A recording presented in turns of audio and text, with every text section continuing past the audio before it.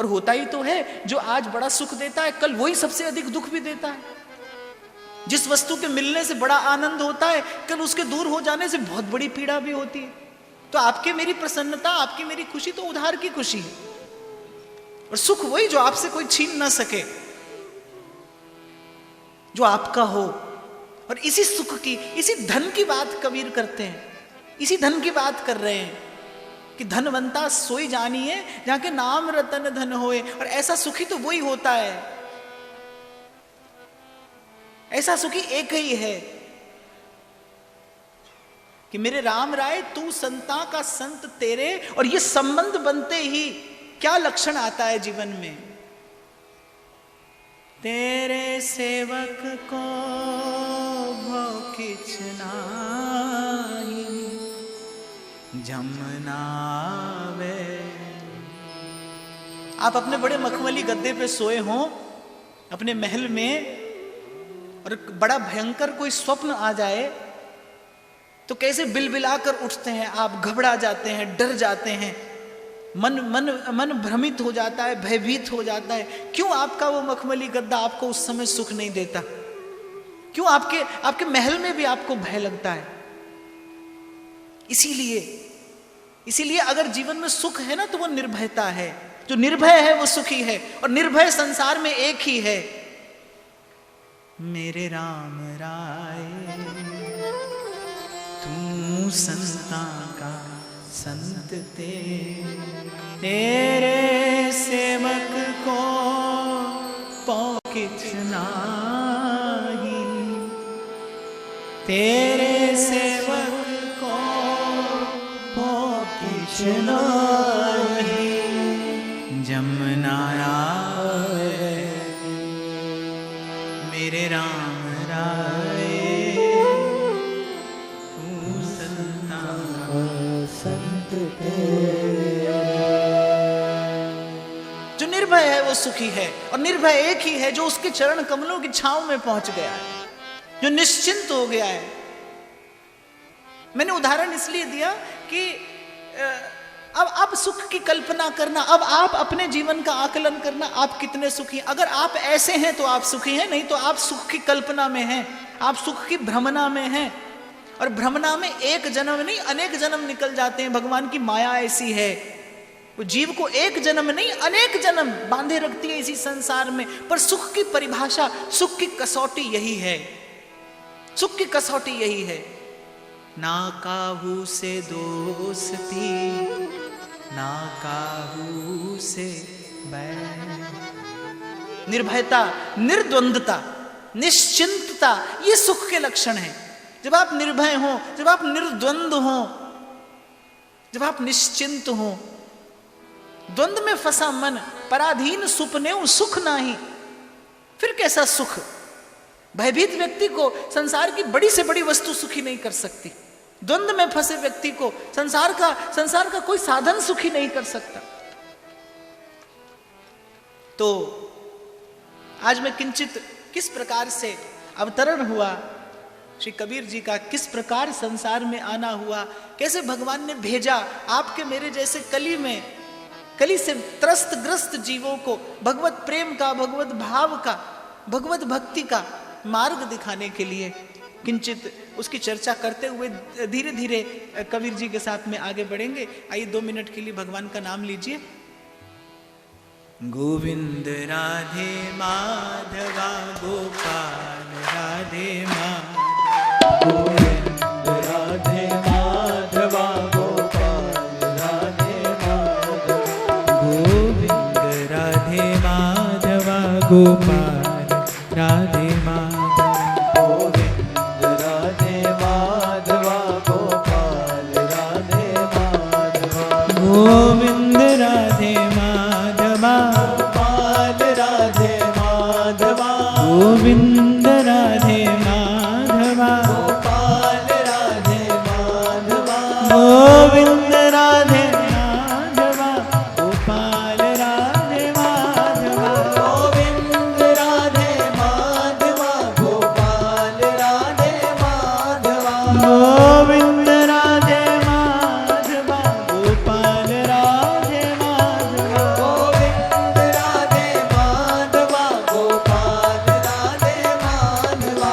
गोविंद राधे माधवा गोपाल राधे माधवा, गोविंद राधे माधवा गोपाल राधे माधवा, गोविंद राधे माधवा गोपाल राधे माधवा, गोविंद राधे माधवा गोपाल राधे माधवा।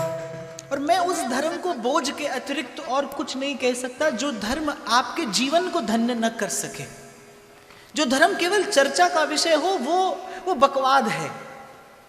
धर्म वही, आध्यात्म वही जो आपके जीवन को आलोकित कर सके, जो आपको प्रसन्न कर सके, जो आपको तत्काल सुख की अनुभूति करा सके, जो आपके कर्म को साधना बना सके, जो आपके कर्म को सेवा बना सके।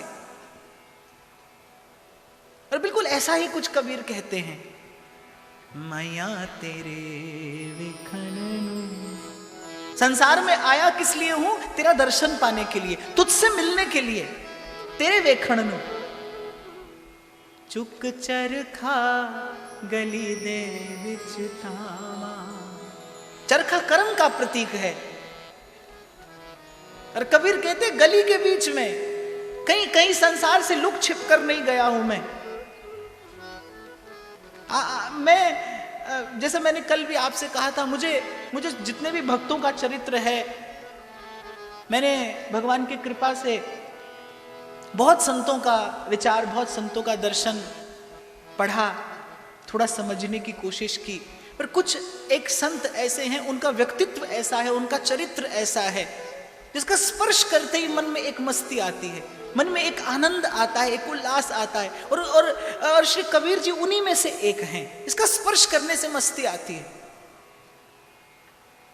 जैसे आप लोग कहते हैं ना, कुछ प्रैक्टिकल बात करिए, प्रैक्टिकल। बस कबीर बिल्कुल प्रैक्टिकल बात करता है। वो आपसे कहीं जाने को नहीं कहेगा, वो अभी यहीं का यहीं आपको सत्य की अनुभूति करा देगा।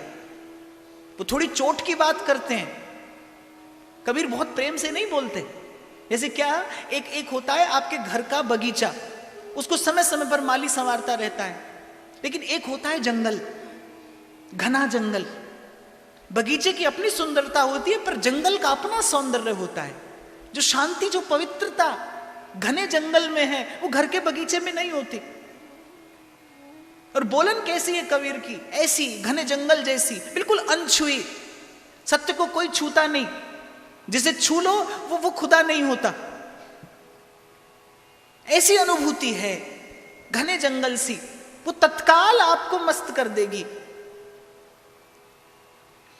तो चरखा कर्म का प्रतीक है। और डाला कहां है?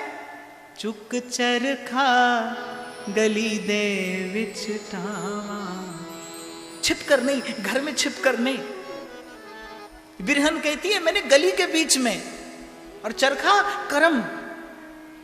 और कर्म हाथ में लिया क्यों? माया तेरे विखणनु। इसीलिए मैंने आपसे कहा, ध्यान रखना, जब तक कर्म सेवा ना बने, जिसने भी पाया उसने यही गाया, जहां जहां जाऊं तुम्हारी सेवा, तुम सा ठाकर और नाई। जहां जहां जाऊं तुम्हारी सेवा। अंत समय तक जूता गांठते हैं रैदास, और प्रमाणित करके बताते हैं संसार को कि मन चंगा तो कठौती में गंगा। जिस कठौते में चमड़ा धोया जाता है, उस कठौते में रैदास चमड़ा धोने के उस पात्र में गंगा की निर्मलता और पवित्रता प्रकट कर देते हैं। कर्म को साधना बनाया है। इसीलिए मैं अब बार बार कहता हूं, वृंदावन में घर बनाइए, अच्छा है, पर उससे पहले हो सके तो पहले अपने घर को वृंदावन बनाइए। आप जहां हैं, आपका जीवन मंदिर जैसा पवित्र हो, आपका मन मंदिर जैसा पवित्र बने। अनुभूति आपके मन को निर्मल करती है। इसलिए मेरा तुलसी भी कहता है, मुद मंगलमय संत समाजू, जो जग जंगम तीर्थ राजू। एक तीर्थ तो जाने पर केवल तन को पवित्र करता है। तीर्थ नहावे एक फल, उसका तो केवल एक फल है, पुण्य मिलता है थोड़ा सा। और संत मिले फल चार, सदगुरु मिले अनंत फल, कहे कबीर विचार। संत का संग एक ऐसा तीर्थ है जो जग जंगम तीर्थ राजू, जो धर्म अर्थ काम मोक्ष। और ये मैं नहीं कह रहा, कबीर फरमाते हैं कि तीर्थ नहावे एक फल, संत मिले फल चार। धर्म अर्थ काम और मोक्ष, ये चारों पुरुषार्थ सत्संग की कृपा से सदते हैं। तो मैंने कर्म हाथ में लिया। कर्म किए बिना नहीं रहना, कर्म किए बिना नहीं रहना। कल भी मैंने कहा था, भगवान की कृपा का विश्वास रखना। जीवन की कोई भी प्रतिकूलता भगवान की कृपा से बड़ी नहीं हो सकती। जीवन का कोई भी कष्ट उसकी कृपा से बड़ा नहीं हो सकता। यदि अब अपने प्रारब्ध से कष्ट है तो फिर सत्संग की कृपा का भी दर्शन करते रहना, क्योंकि कर्म ही मिला है साधने के लिए, स्वयं को साधने के लिए। मैंने कहा ना, आपके मेरे अधिकार में है क्या? गीता कहती है कर्मण्येवाधिकारस्ते। आपके मेरे अधिकार में न ज्ञान है न भक्ति, कर्म मेरे अधिकार में है। और इसी को करते हुए साधिएगा, इसी को करते हुए साधिएगा।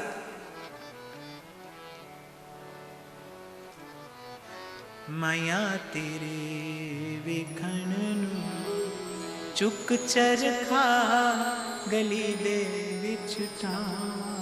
और बड़ी प्यारी बात, लोका पाने में कत दी। लोगों को लगता है कि सिर्फ कोई चरखा चला रहा है, पर कबीर कहते हैं कोई मेरे हृदय से पूछे, मैं ताना बाना बुनता हूं, पर सिर्फ ताना बाना नहीं बुनता। कथा कहती है कि जब कबीर कपड़ा बुनते थे, तो उनके हृदय कमल पर उनका राम आकर मंडराता था, जैसे फूल पे भंवरा मंडराता है। पीछे पीछे हरि फिरे कहें कबीर। कोई दुर्लभ मिलेगा आपको ऐसा, भगवान के पीछे तो घूमते आपको बहुत मिल जाएंगे, पर ऐसा भक्त जिसने अपने पीछे अपने हरि को घुमाया हो, ऐसा आपको कोई बिरला मिलेगा। और कबीर केवल घुमाते नहीं, डंके की चोट पर कहते हैं, कबीरा मन निर्मल भया जैसे गंगानी, पीछे पीछे हरि फिरे कहें कबीर कबीर। कांटे से कांटा निकाला जाता है, चलते चलते कांटा लग जाए तो कांटे से ही कांटा निकाला जाता है। ऐसे जन्मों के कर्म से बंधन है, और सद्गुरु मिल जाए और कर्म को साधना आ जाए तो इसी युक्ति से मुक्ति भी है। मन के हारे हार है और मन के जीते जीत। मन जो मिलावे राम सो और मन ही करे फजीत। इसी मन से भगवान से भी मिला जाता है, इसी मन से संसार के विषय के पतन के गर्त में भी गिरा जाता है। मैं तो सदा कहता हूं, हर सांस आपके लिए एक अवसर है। साध लो तो भजन है, और भूल जाओ तो पतन है। ये श्वास सध जाए तो भजन है, और भूल जाओ तो पतन है। तो लोगों को तो लगता है कि, कबीर कहते हैं, लोगों को लगता है कि मैं कपड़ा बुनता हूं, पर मैं कपड़ा नहीं बुनता। कोई हाथ में माला चलाता है और मैं अपने कर्म को साधता हूं। और ताना बाना बुनते बुनते श्वास श्वास में नाम सिमर, वृथा श्वास मत खो। ये संदेश कबीर देते हैं। कल भी मैंने कहा था ना, उसकी पाठशाला बड़ी विलक्षण है। वो तो कहता है, अरे पढ़ना छोड़ दे और पोथी दे बहा। कबीरा पढ़ना छोड़ दे, पोथी दे बहाए, और 52 आखर शोध के बस ररे ममे चित लाए। सांसों की माला पे सिमरूं मैं पीका। बस सुमिरन पकड़ा, नाम का आधार लिया, और उसके बाद प्रतीक्षा, उसके बाद बस अपने प्रियतम के आने की प्रतीक्षा। कभी मुड़कर पूछा नहीं कबीर ने, कभी मुड़कर पूछा नहीं। हाँ, अपनी ओर देख के कभी कभी अपने भाग्य को दोष अवश्य देते हैं। हाड गया पिंजर रहा, ताकन लागे का। साहिब अजहु न आया, सखी मंद हमारे पर पूरी कबीर की वाणी में आपको कहीं भी शिकायत नहीं मिलेगी, आपको कहीं भी उल्हाना नहीं मिलेगा। बस नाम का आधार लेते हैं कबीर और फिर प्रतीक्षा करते हैं, फिर प्रतीक्षा करते हैं। कहते हैं कि लोगों को लगता है कि मैं कपड़ा बुनता हूं, पर मेरा यही सुमिरन है, बस ताना बाना बुनते, श्वास श्वास से नाम सिमर।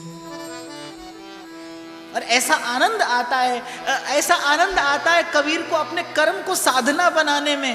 चरखे दी मिठी मिठी कूक दे बोले, याद तेरी दा तू बोले। कि चरखा चलता है, कर्म हो रहा है, श्वास श्वास सुमिरन करती है, इधर कर्म सदता चला जाता है और उधर इधर तन सदता चला जाता है, उधर मन सदता चला जाता है। और चरखे दी मिठी मिठी कूक दे ओले, और वो चरखे की जो कूक की ध्वनि आती है, याद तेरी दा तू बोले, वे निमा निमा गीत छेड़ के, वे निमा निमा गीत छेड़ के, मैं तंद कत दी हुलारे खावा। कि देखो ये संकेत कर रहे हैं कि कर्म से, कर्म में, कर्म को जैसे ही साधन बनाया, और कर्म को साधन बनाना अर्थात जो गीता में भगवान ने कहा कि कर्म भगवान को निवेदन करते चलिए, फल की चिंता मत करिए। फल की इच्छा, भगवान ने फल की इच्छा करने से मना नहीं किया। प्राय करके इस बात को समझने में चूक होती है। लोग कहते हैं कि कर्म कर लेकिन फल की इच्छा मत कर। भगवान ने इच्छा नहीं कहा, भगवान कहते कर्म कर, फल की चिंता मत कर। इच्छा और चिंता में भेद है। भगवान ने नहीं कहा फल की इच्छा मत कर। फल की इच्छा के बिना कर्म होता ही नहीं, पहले फल की इच्छा होती है, फिर जीव कर्म में प्रवृत्त होता है। तो भगवान कह रहे हैं फल की इच्छा तो कर, पर फल की चिंता मत कर, क्योंकि जब आप फल की चिंता करते हैं तब कहीं भगवान पर भरोसा नहीं होता। और तुलसी कहते हैं जगत मजूरी देत है, क्यों राखे भगवान। जगत मजूरी देत है, क्यों राखे भगवान। जो दुख भेजने में चूक नहीं करता, वो सुख भेजने में भी देर नहीं करेगा, समय से पहले आएगा। भरोसा रख दरबारे इलाही का बंदे, वहां देर भी नहीं होती और अंधेर भी नहीं होता।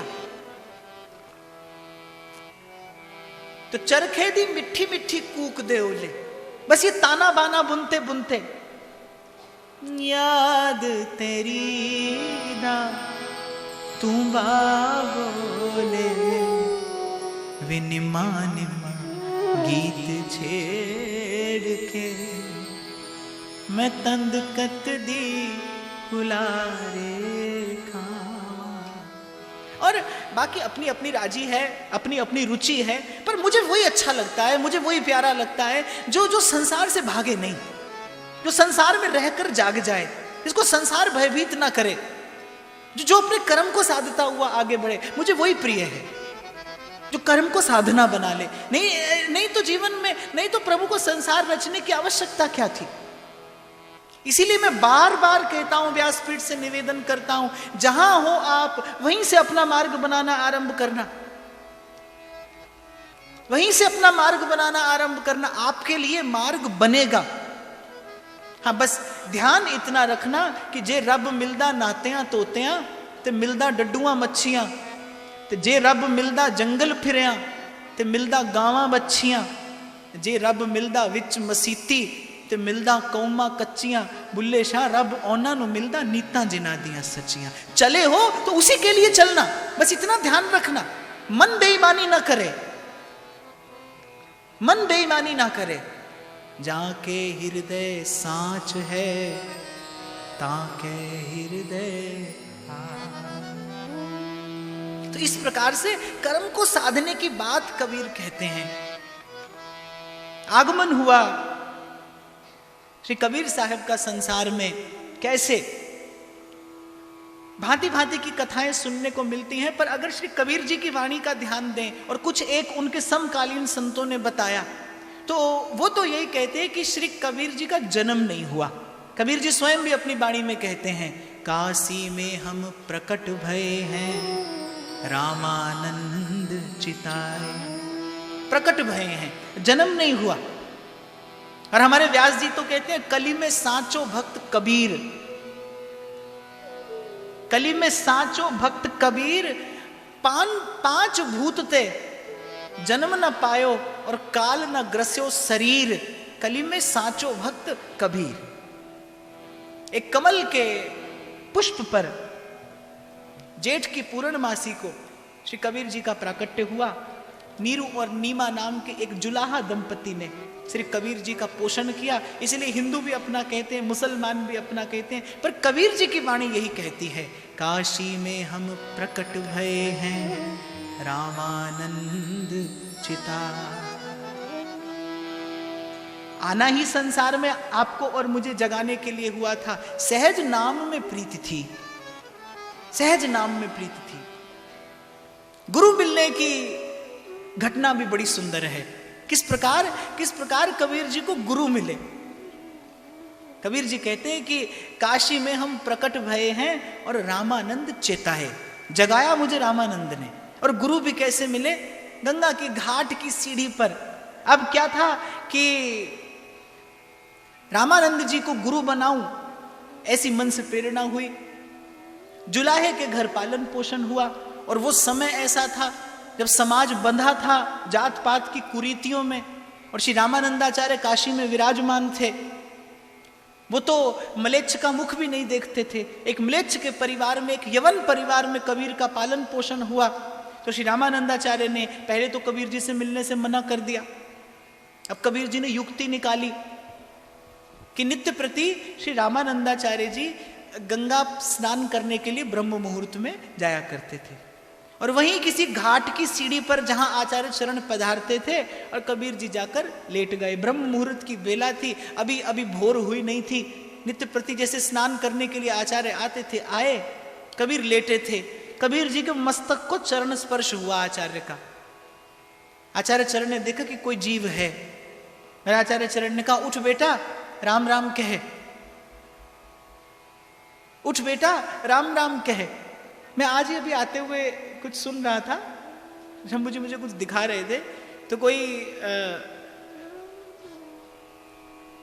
कथा व्यास बात कर रहे थे। बोले पहले तो लग जाता था ना, कोई चोट लग जाती थी, आपको चलते चलते ठोकर लग गई तो आप कहते अरे राम राम राम क्या हुआ।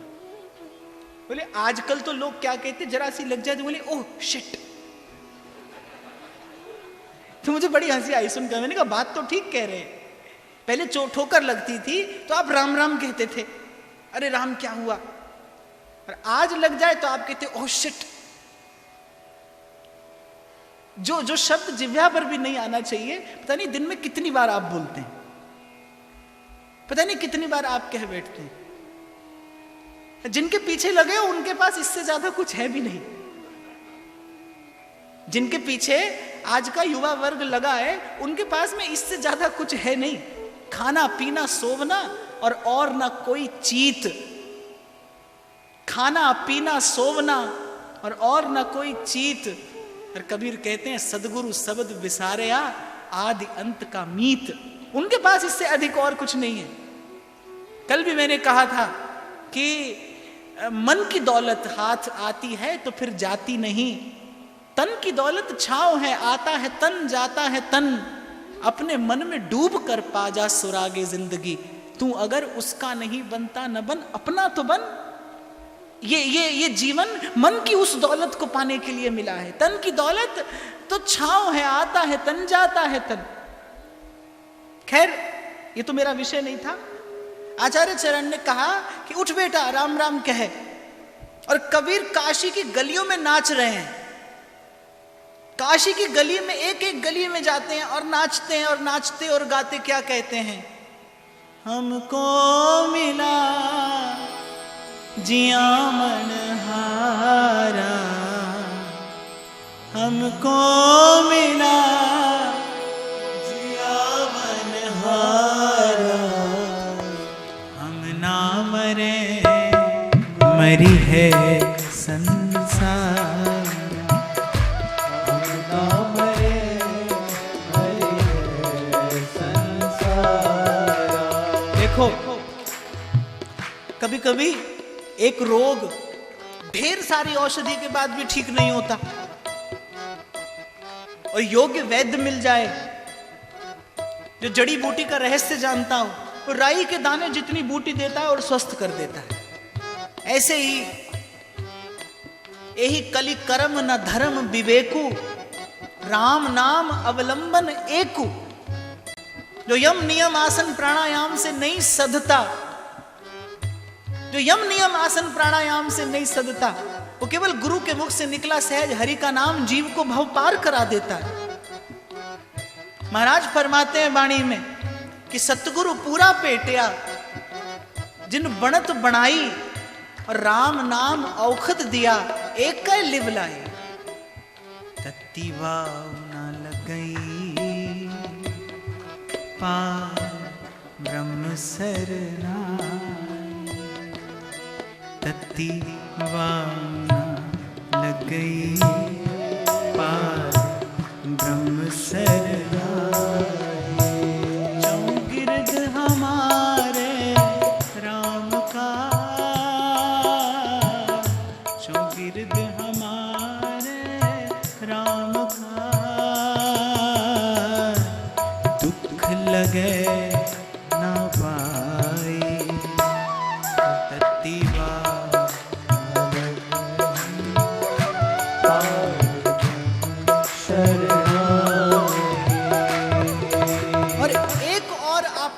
कहूं कि गुरु का मिल जाना यह जीवन की कोई साधारण घटना नहीं है कि गुरु भी मिला और जीवन भी वैसा का वैसा हो, तो समझना जो मिला है वो समर्थ नहीं है, क्योंकि समर्थ मिलेगा तो आपका मन भी गाएगा कबीर की ही भांति।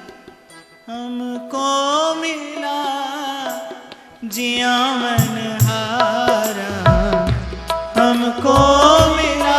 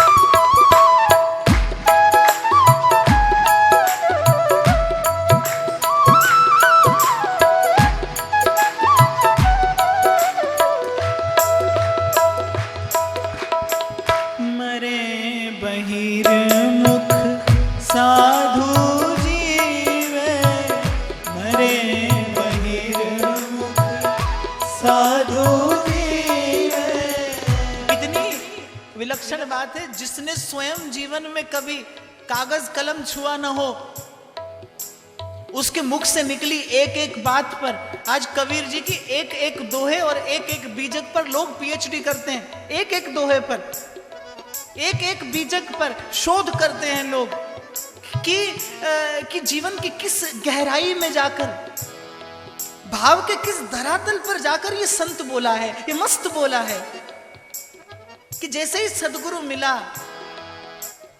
कबीर कहते सदगुरु ने मन का संसार मिटा दिया। देखो, नौका जल में रहे तो अच्छा है, जल नौका में नहीं आना चाहिए। जीव संसार में रहे अच्छा है, संसार जीव में न आए।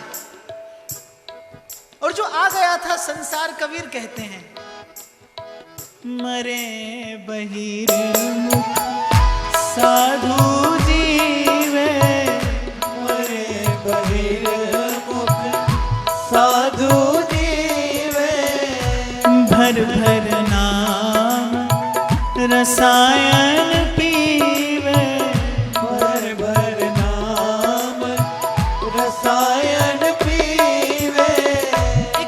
एक ये गुण मुझे और अतिशय प्रिय है कि अपने समग्र जीवन में, अपने समग्र दर्शन में कबीर नाम के अलावा किसी और साधन को स्वीकार नहीं करते। राम नाम एक अंक है,